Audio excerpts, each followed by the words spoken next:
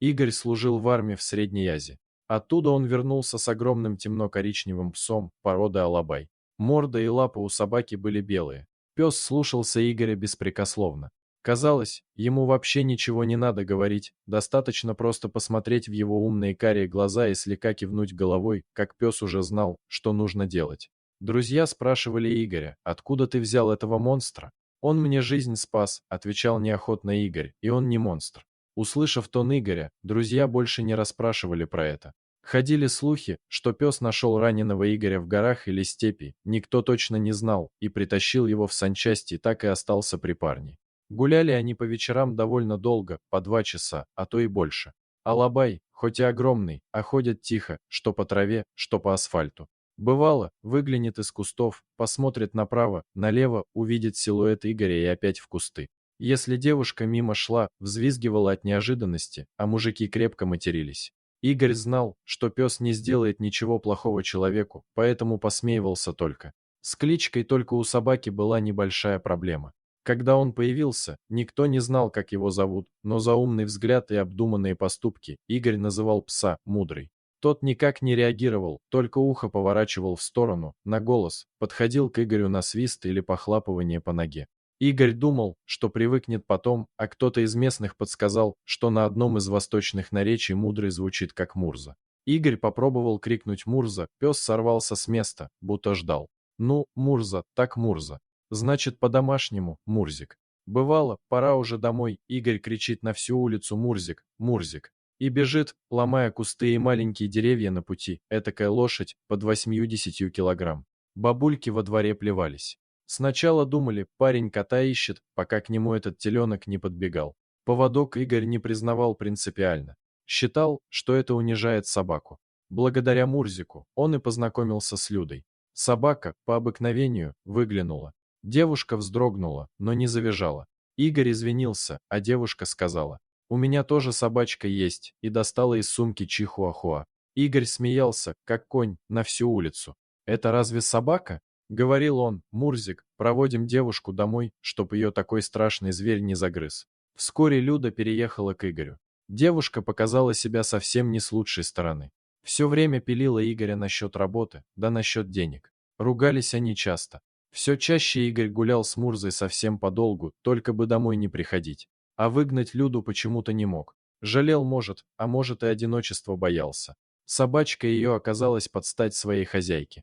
Мурза и трогать ее не собирался. Он вообще ее не замечал, а она, проходя мимо, начинала визжать, как поросенок, и трястись, как осиновый лист. Игорь сам видел, Мурзик спал, а собачонка, проходя мимо по коридору, такой визг поднимает. Люда бежит из кухни или комнаты, хватает свою питомицу на руки, и начинается скандал.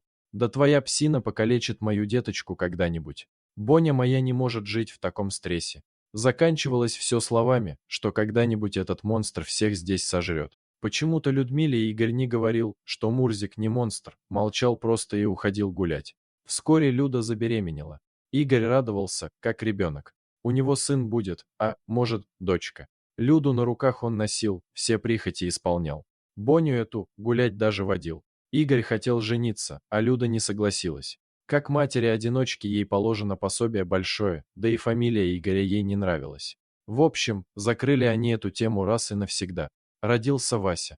Вот тут-то и начался самый ад. Коляску не поставить, собака мешает. С ребенком не пройти по коридору, через собаку не перешагнуть.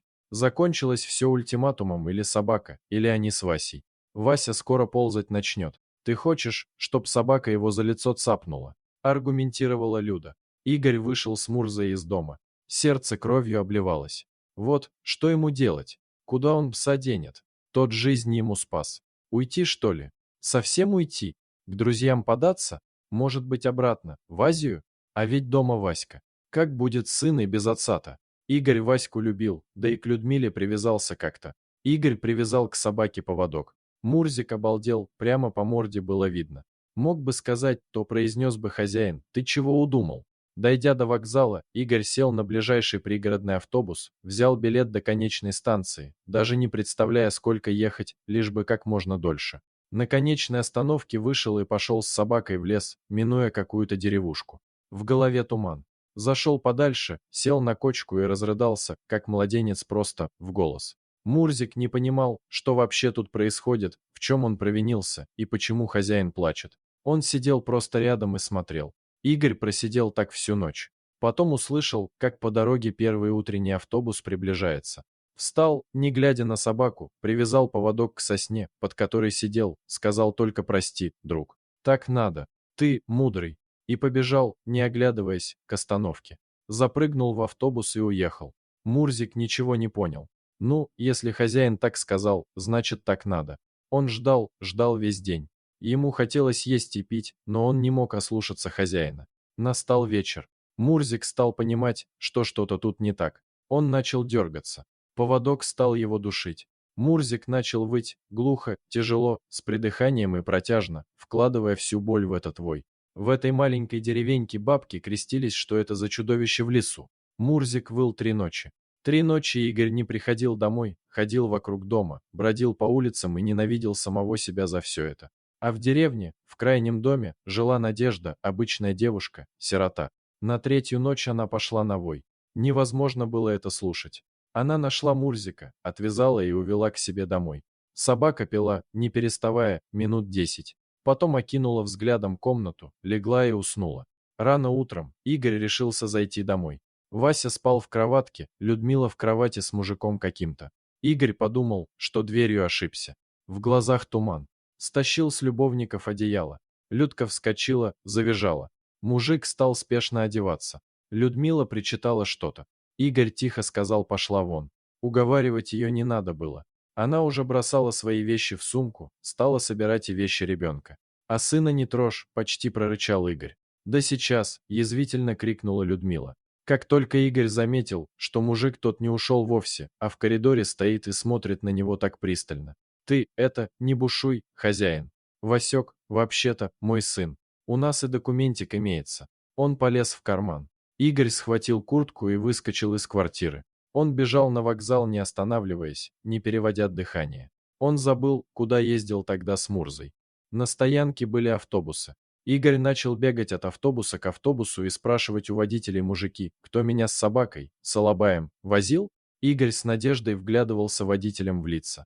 Наконец, один вспомнил его и подсказал, куда ехать. Игорь приехал к тому месту, где предал друга. Он, как шальной, носился по лесу и орал «Мурзик, Мурзик, Мурза». Он представления не имел, где оставил свою собаку, своего спасителя, друга. Выбившись из сил, Игорь упал лицом в кочку и снова зарыдал, как в ту ночь. У Игоря сдали нервы. Он лишился чувств. Надежда гладила по голове спящего пса. Вроде ухоженный, не тощий. Потерялся, может. Пыталась найти ответы девушка, ага, и сам себя к дереву привязал. Вдруг пес поднял голову и настороженно повел ушами. Он вскочил и начал неистово скрести дверь лапами. Надежда открыла, пес пулей вылетел из дома и скрылся в лесу. Через какое-то время Надя увидела, как пес, выбиваясь из последних сил, тащит из леса человека. Господи, да кто же это? Где пес его взял? Девушка подбежала и осмотрела мужчину. Он был без сознания. Губы синие, ему явно было плохо с сердцем. Девушка закрыла пса дома и сбегала за фельдшером. Игоря привели в сознание, и Надежда позвала его к себе. Когда он увидел в комнате Мурзика, то упал на колени, обнял собаку и твердил «Прости, прости меня». Мурзик смотрел на него и пытался облизать лицо собаки незлопамятно. «Собаки могут все простить. Твой пес, что ли?» — спросила Надя. «Да, мой. Мурзик, Мурза зовут. Он мне в армии жизнь спас», — ответил Игорь. «Так что ж ты его в лесу оставил, к дереву привязал?» — допытывалась Надя. «Я просто дурак, каких свет не видывал», — сокрушенно ответил Игорь.